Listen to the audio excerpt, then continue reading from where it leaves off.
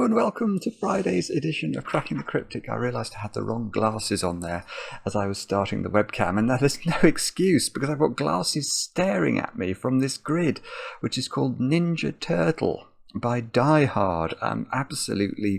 It's a fantastic looking thing, isn't it? Now, I do have to make a confession though. Maverick, no, this isn't the confession, but Maverick has literally just taken off. It is bizarre how he does that. Anyway, I'm distracted, but I don't know the net. Well, I do. I don't know which Ninja Turtle this is. I presume that they are distinguished somehow.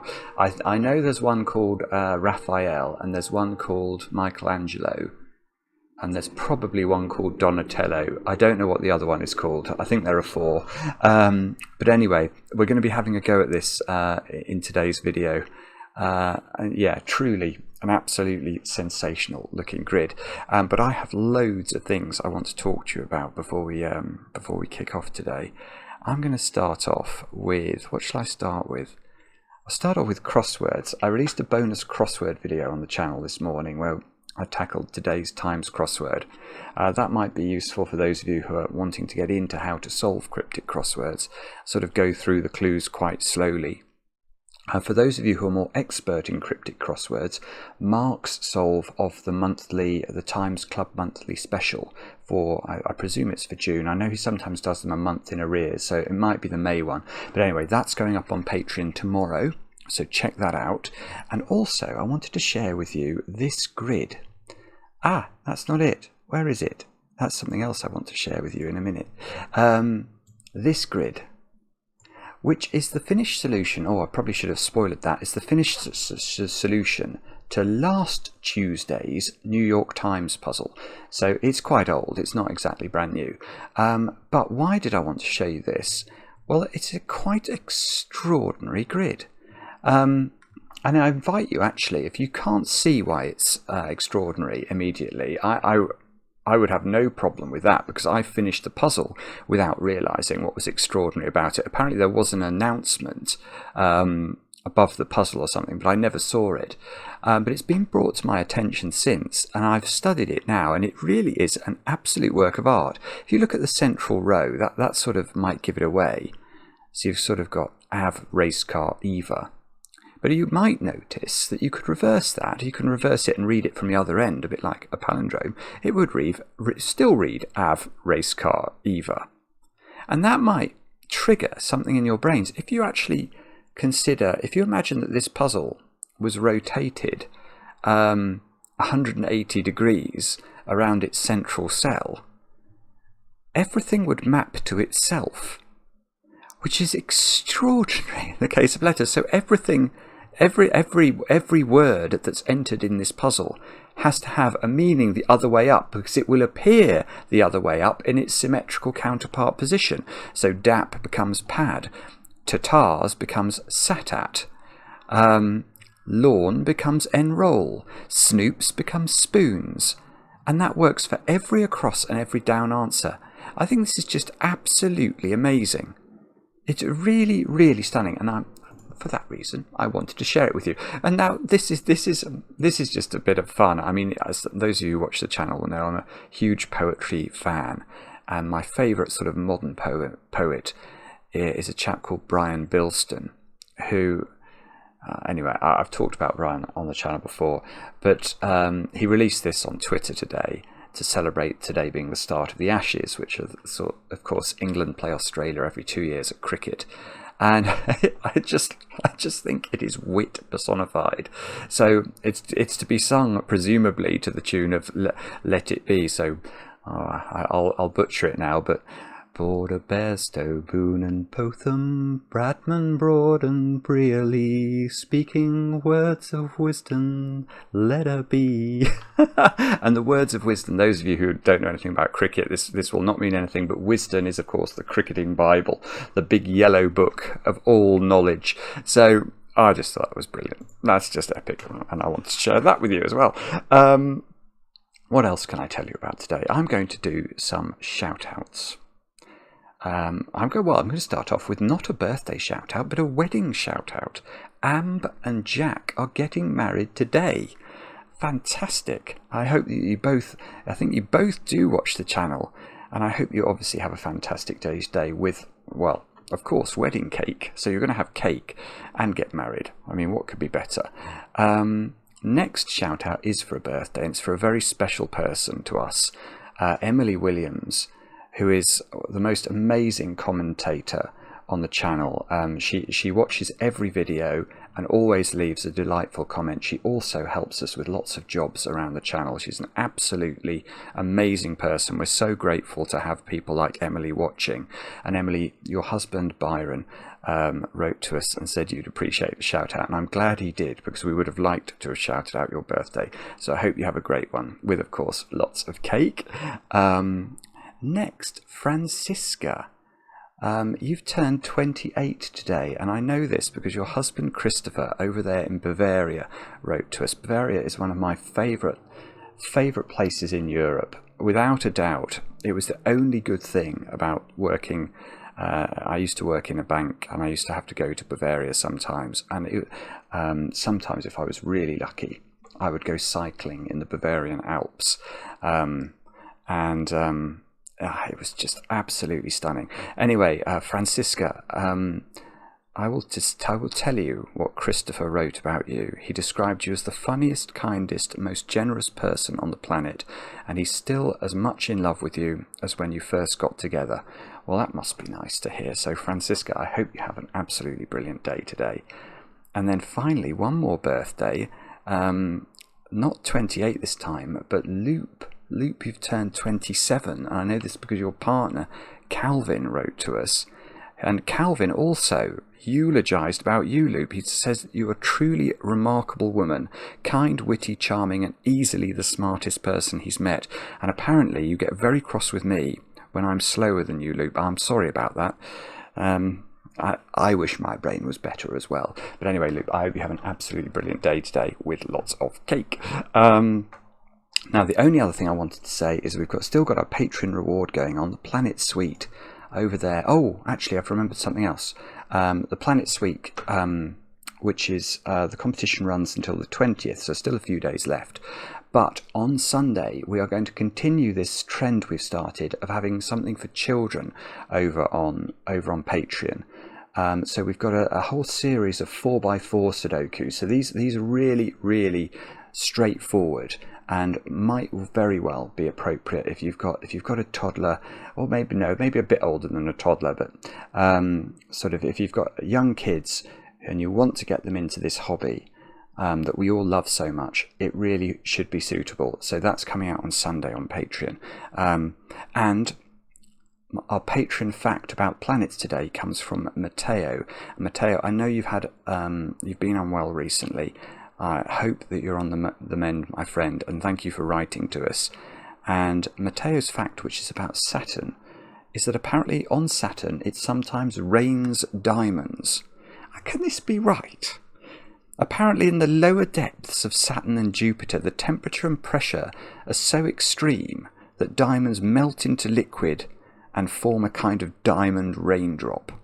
I mean, if that's right, that's incredible. Absolutely incredible. And thank you, Matteo, for sharing it with us. Anyway, that's all the news. So a long introduction today, but I hope you agree, a fully worthwhile one. Let me get my fingers on the keyboard, because now we're going to actually have to do some solving as Maverick buzzes past the tower, aka my office. These are the rules to Ninja Turtle by Die Hard. And they're very short, actually.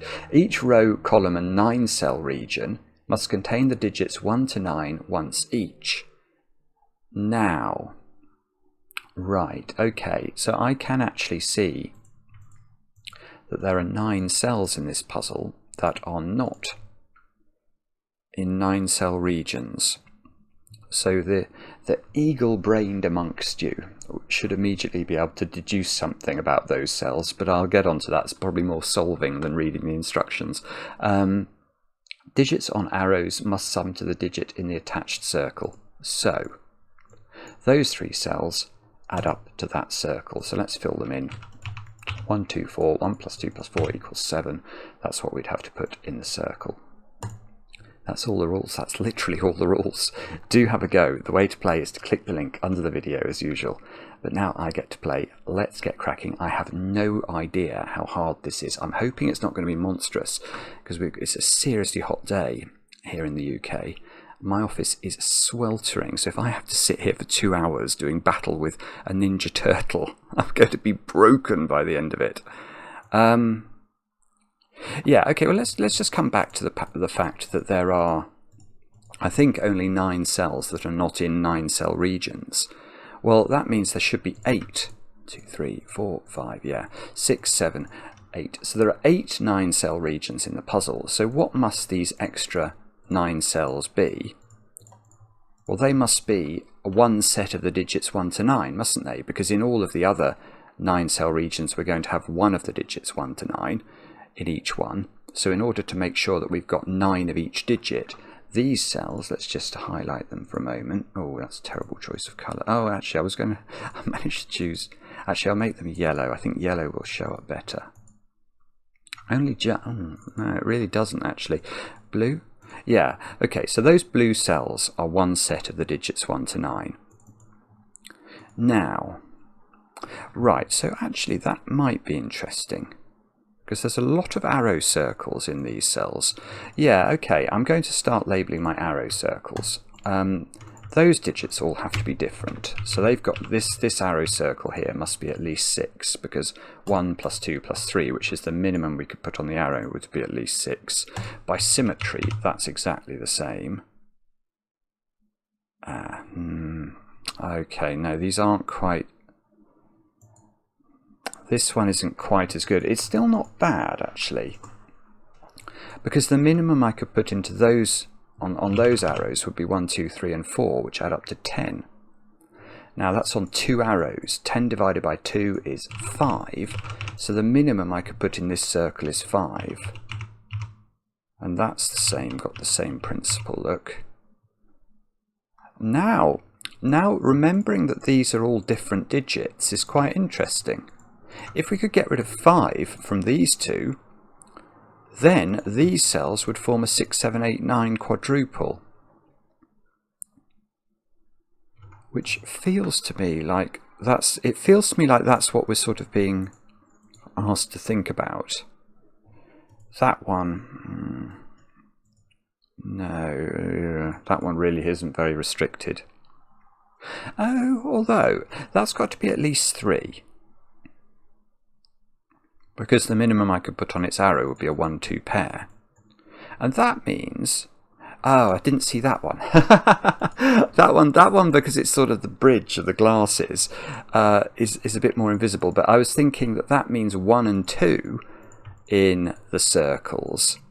I was wondering if I was going to be able to lock them into somewhere useful, but actually it's 4 different cells there that have to contain the 1 and the 2. No, I don't think that's worth recording, actually. Okay, so what else are we going to look at then? We could look at... We can look at the law of leftovers.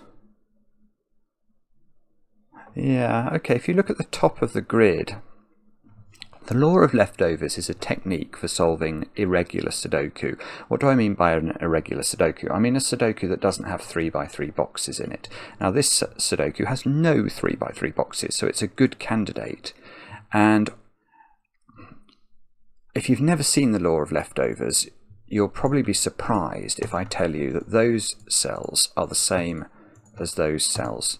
So whatever I put into those yellow cells, I have to put into those purple cells. And the reason for that is a sort of form of set theory. How should I explain this? Yeah, I'll explain it using set theory, I think. It can confuse people, the law of leftovers. So, the way to understand the conclusion for what I just showed you about these cells here and these cells here is to think about these purple cells as a set.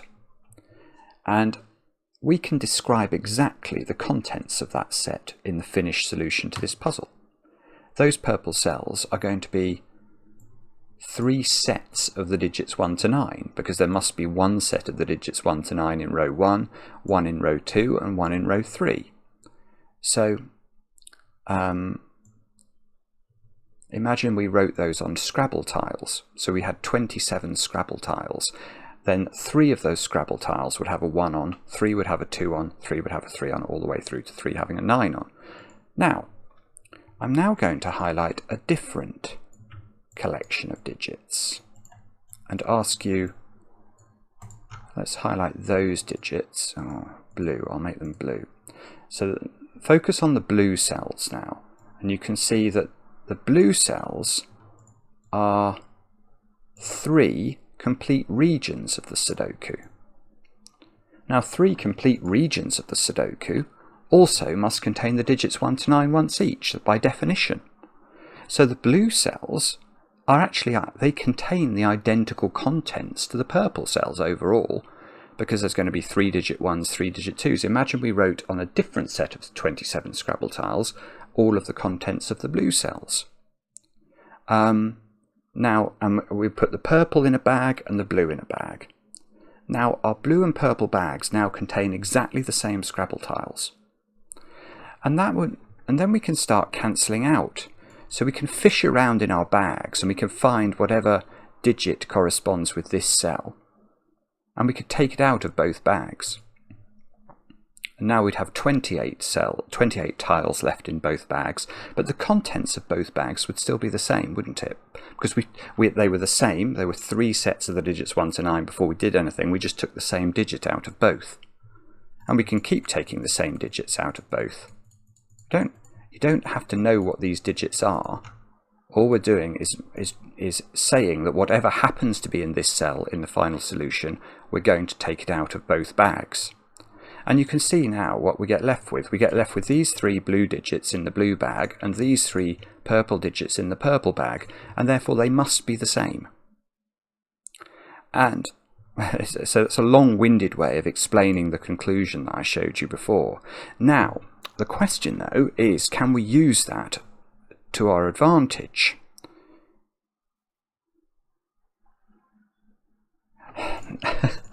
The irritating thing is I'm not sure we can. I want to say that that one can't be the same as that one, because for some reason in my brain they look like they're already in the same region, but they're not, because this one's isolated, so that one could absolutely be that one. That's annoying, isn't it? We can do the same at the bottom, look. Yeah, I can see that. So those digits are the same as those digits. But the symmetry... Oh, in fact, what breaks the symmetry here? I was just thinking, if we rotate... Oh, I see. Yes, okay, this is interesting. I don't know what it means, but I'm just going to mention it. So we looked at that. We looked at the crossword earlier, where if you shifted the crossword 180 degrees by rotation, it would be the same thing. Well, imagine this arrow and this arrow weren't in this puzzle. Then if you turn this crossword, this Sudoku, around 180 degrees, rotating it around the centre of row 5, column 5, it would be the same puzzle.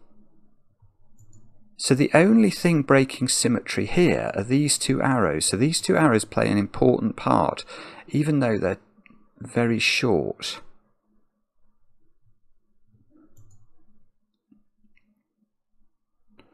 Okay, I'm really sorry about this. I am not at all.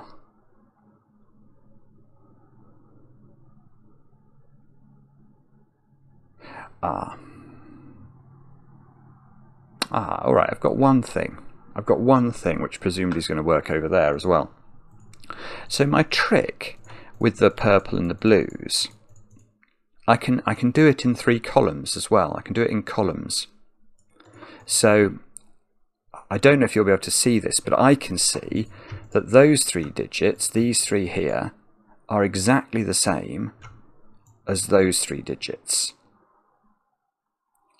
And that's the same, it's this same principle.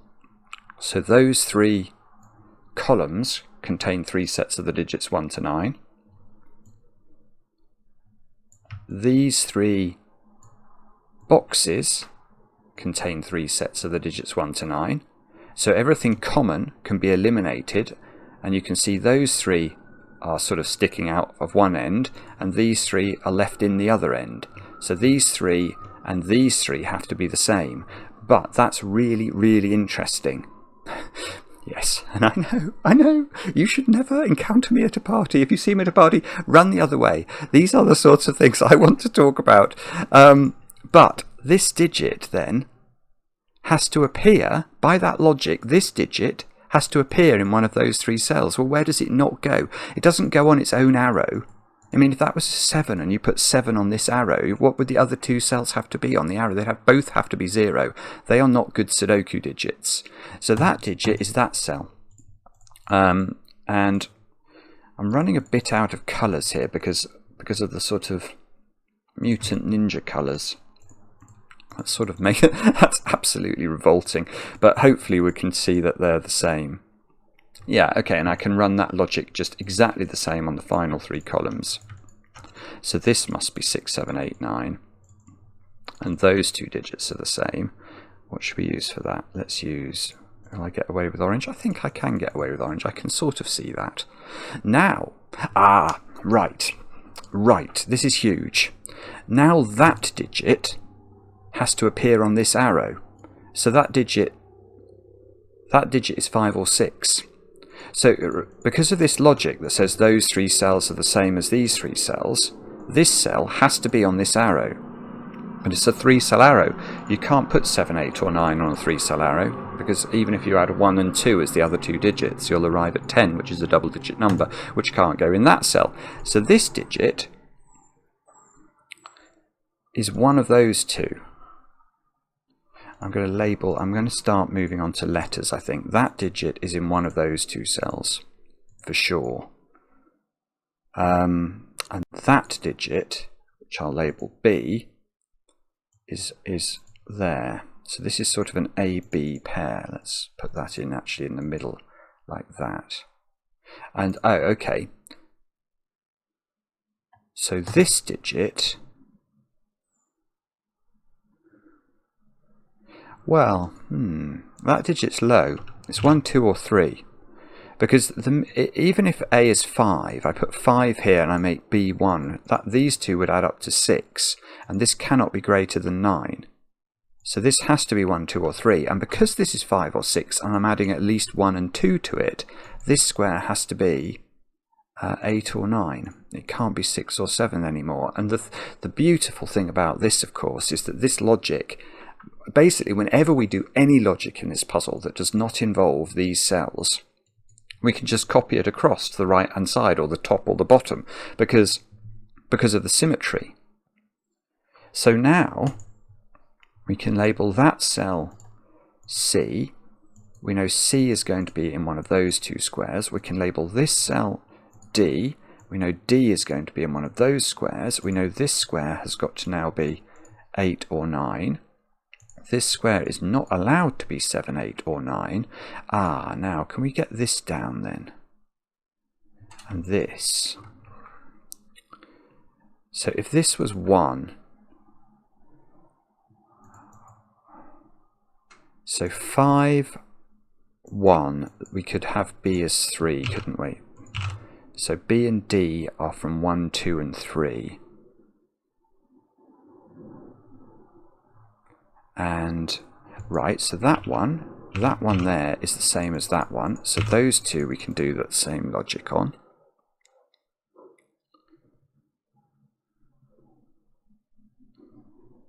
We know that digit's 1, 2 or 3. We don't know much about these 2 yet.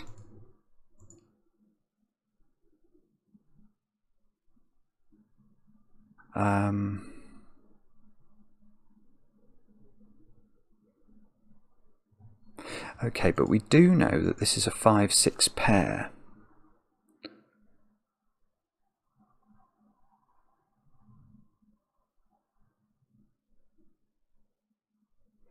So what does that mean?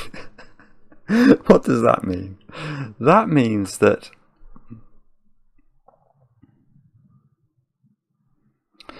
okay, so one of these is 9 and it's got 6, 1, 2 on its arrows, hasn't it?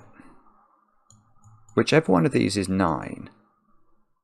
But and the reason I think that must be true is that whichever one of these is 6 is going to be on a 3-cell arrow, and therefore the only way it can be accommodated on a 3-cell arrow is if it's going to be a 6, 1, 2 arrow. Right. This is huge. I can get rid of 3 from these squares. Oh, this is really beautiful. It's incredibly simple. I should have spotted it immediately, but I didn't. Okay, but this is huge. Right, I'm going to do this slowly just to show you what I mean. Imagine that was 6. Then we're saying that this 6 is on this arrow, so this must add up to 9, because once you've got 6 on a 3-cell arrow, that's forced. But this is now 8. And this is 5, because these have to be different because they are in this extra weird set of digits that we've got floating around the grid. But if this has got 5 on its arrow and it adds up to 8, the accompanying digits have got to be 1 and 2 again. So that means, I think, that we can get rid of 3 from these squares. We can get rid of 3 from these squares because on both arrows we've got a 1, 2 pair. And the only thing that differentiates the arrows is whether they've got 5 or 6 on them. And that means if we take an audit now of the cells, these cells that form the extra region, we've got a 1, 2 pair, a 5, 6 pair, and an 8, 9 pair. So the other 3 cells, which are all in this column, are 3, 4, and 7.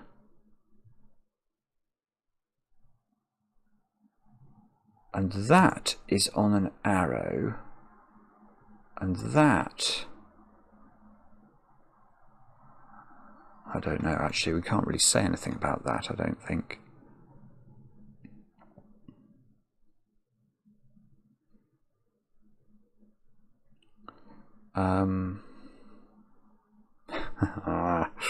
Okay.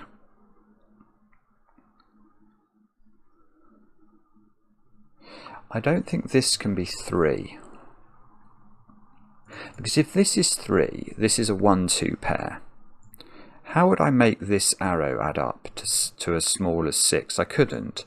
If this is a 1, 2 pair, that's a minimum of a 3, 4 pair, and 3 and 4 do not add up to 5 or 6. They add up to at least 7. There is a knowledge bomb for you. So I think we can get rid of 3 from here. So 3 is now in one of 2 places. Now, if this is 4, it's almost broken, but not quite. If this is 4, and this is a 1, 3 pair, the only way that works is if this is 6. It couldn't work with 5, because you couldn't make the arrow add up. Because you wouldn't have the ability to make it 1, 4, and you wouldn't have the ability to make it 2, 3, because there'd be a 1, 3 pair on this arrow. So if that's 4, this is 6.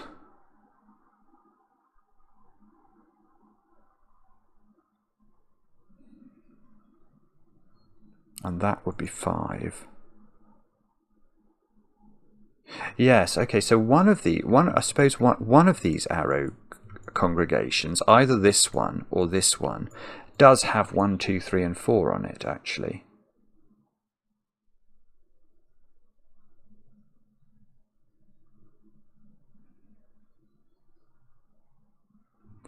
Right.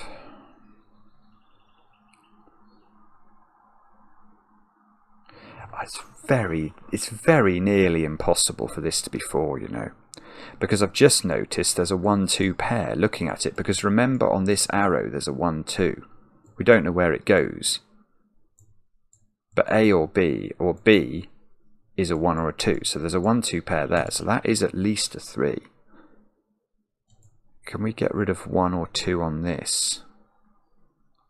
Oh, the blue and the yellow. What were the blue and the blue? Oh, right, the blue. Yellow is the same as the green.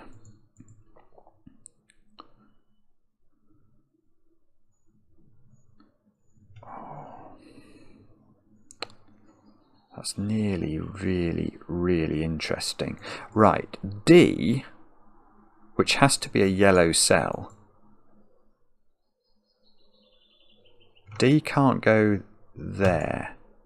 I don't think. Because if D goes there, you can't make this arrow congregation work. Because whether that's a 5 arrow adding up to 10 or a 6 arrow with the arrow cells adding up to 12, you're going to need to have a 1 or a 2 on the arrows. I mean, imagine this was 6. One of the arrows will be 1, 5. One will be 2, 4. So if you take the 1 or the 2 that's in here and plonk it up here, it won't work. And obviously it's even harder if you put 5 in here. You need a 1, 4 and a 2, 3. So that digit, I really want to say it can't go here. It just doesn't feel natural for it to go there. This looks like it's in the same box. I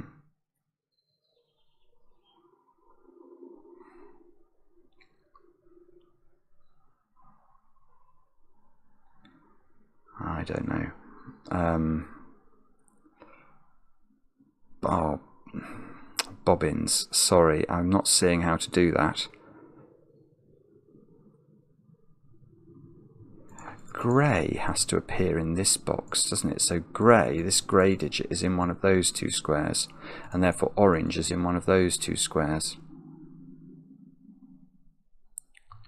So this digit is in, I don't really know how to pencil mark that, it's in one of those 2.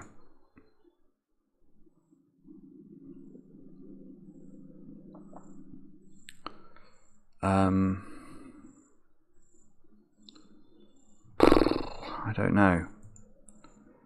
Is there a way we can... Is there a way we can do this? Is it obvious?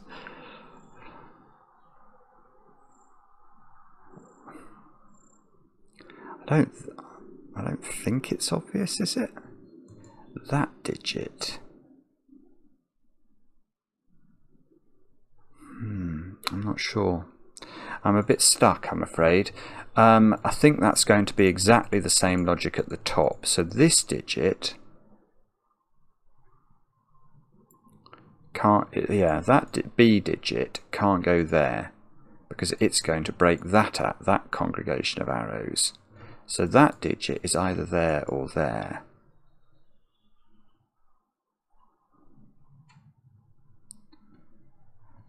Which I'm sure is in some way enlightening.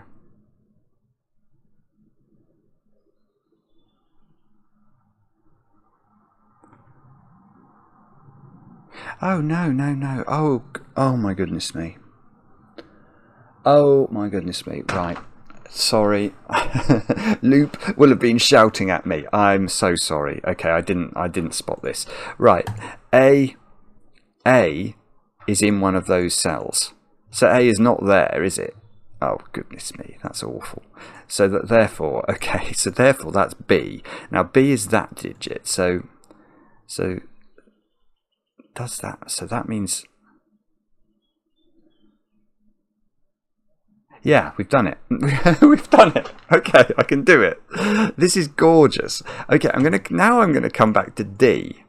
Now D can't go there, we said, and that's legitimate because it can't go on these.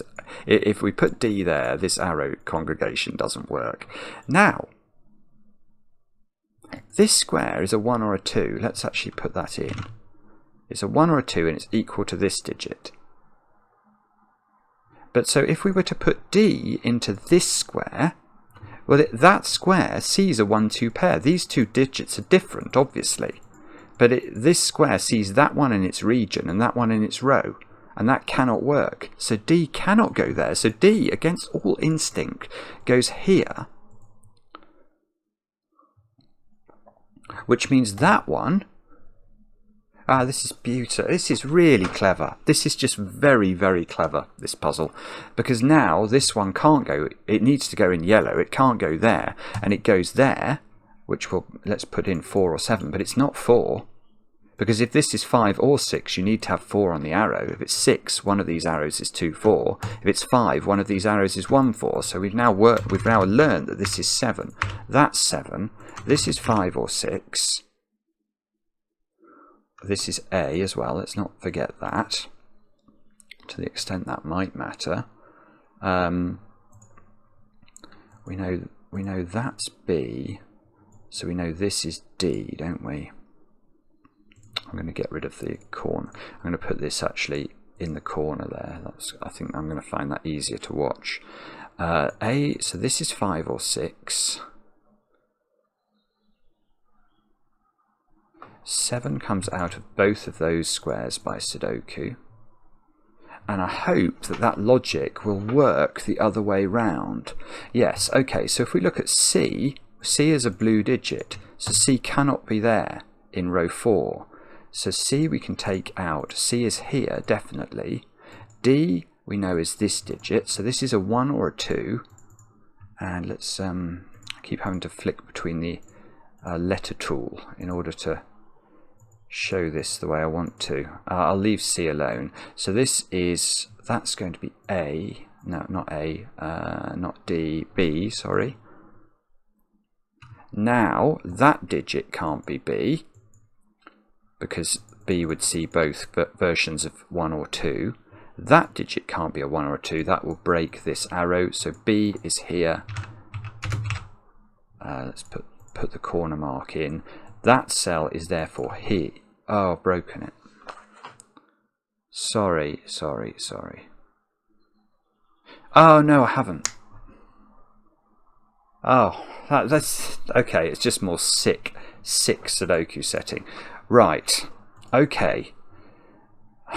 This is really clever. Again. I want to do that. I want to do numbers. Right, so this square by Sudoku, we know that the purples are repeating in blue. This square goes there by Sudoku. Now, when we were looking at yellows, I was incredibly concerned about this being a 4 because I knew there was a 4 on one of the arrows. And I had that moment of panic there with this being 3 or 4. But this can actually be 3. Because if this was 6, you don't have to put 3 on a 2-cell arrow. So in fact, everything is getting disambiguated. We can't make this 4 because the arrow would be broken whether this is 5 or 6. So you have to make it 3. Now if this was 5, it would need a 3 on one of the arrows to be a 2-3 pair. So this must be 6, which means that must be 5, which means these squares are 1, 2, 3 and 4. It means these squares are 2, 4 and 1, 5 in some order. We don't know the order. It means that that square and that square are the same. So this is 3. This is 4. Now if that's 5, that must be the same. So that's 5.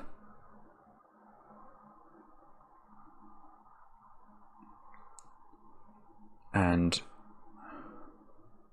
oh... right, hang on a minute. Okay, so it looks to me like this 7 arrow is where we look now, because this 7 arrow can't be a 3-4 arrow, because that cell wouldn't exist, and it can't be a 2-5 arrow, because there's already a 5 in its box. So this is a 1-6 arrow, and we know the order, because there's already a 1 in this column. So that's 1, that's 6, that's 2, that's 1. Oh, that's giving me B. So B is 1. Which means that one, what was that one? Was that must be D then. So that's D. That's D. This is very strange. That's D. This is 6 by the power of purple equaling blue. 1 here means this is 2. This is 1. So now we know the order of this. Look, this has got to be the 2-4. So that's got to be the 1-5 up at the top. The 2-4 is disambiguated. Can we do disambiguation down here? Yes. There's a 2 looking at this one. So this is 1-4. The 1 up here tells us the order. This is going to... well, is it? I was about to say this is going to collapse, which might be putting the cart before the horse, but... But remember, right back at the beginning, we worked out those 3 cells were the same as those 3 cells. So that 5 goes there. No, sorry, there. So that's 5, which means this is 8, that's 8, that's 9, and that's 6.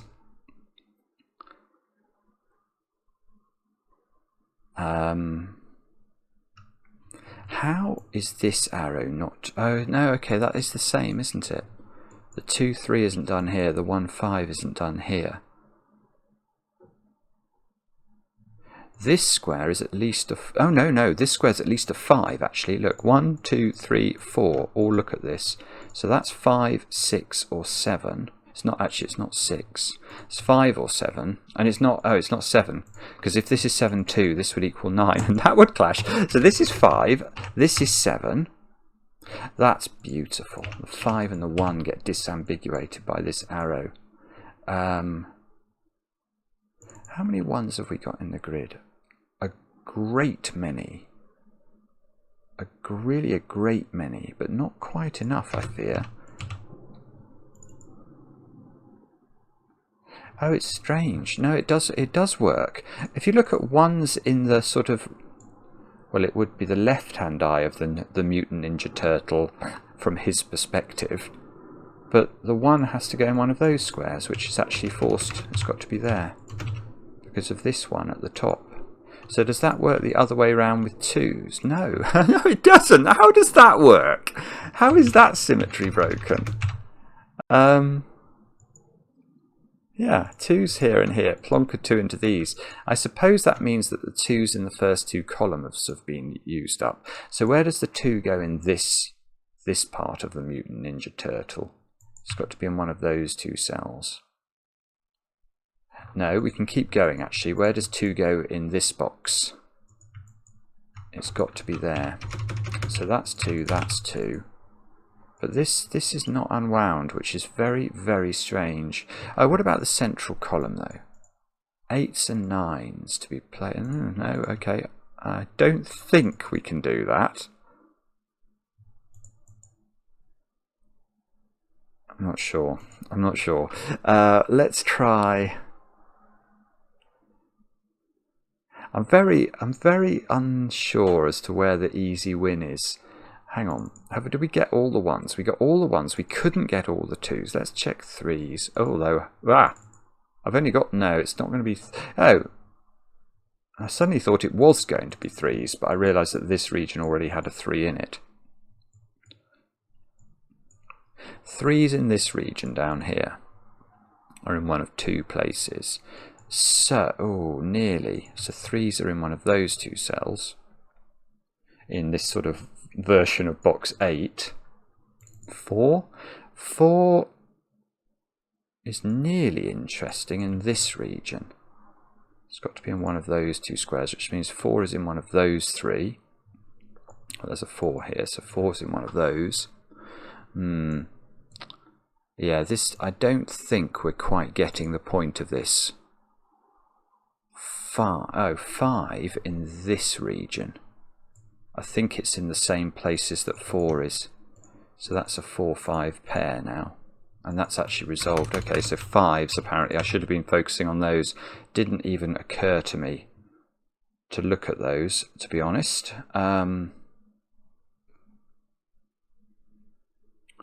Okay, so we can now see that these squares have got to be 3, 7 and 8. So I'm going to actually just write them in and hope. That's a 7 by Sudoku then. That's an 8 by Sudoku, and that's a 3. So in this row, we just need 2 and 7, and we can do that. Look, so that's 7, that's 2. Right, so these 2 squares are 3 and 6, which we can't do. And those 2 squares are 4 and 9, which we can do this time. There's no rhyme nor reason to any of this. 4 is right up there. Okay, so probably this column, maybe? 3, 6, 8? Yes. This, oh, no, that 6 is not in this box.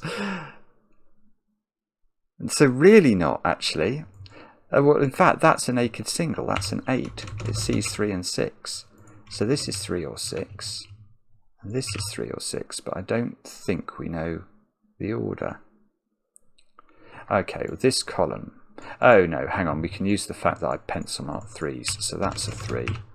So that's a 6 at the top. This column needs a something to go in this square, the something being a 9. That's useful, because that gets me the 8 and the 9 from the other boxes. And we can presumably get these 2 digits, which must be 7 and 9, and we have a 9 here. So 9, 7. 9 is in one of 2 play. I've not been looking for 3s in the corners. We have still got... We do have a chance there. And a chance here, perhaps. Yeah, there are still opportunities. There is not possible because of this 3.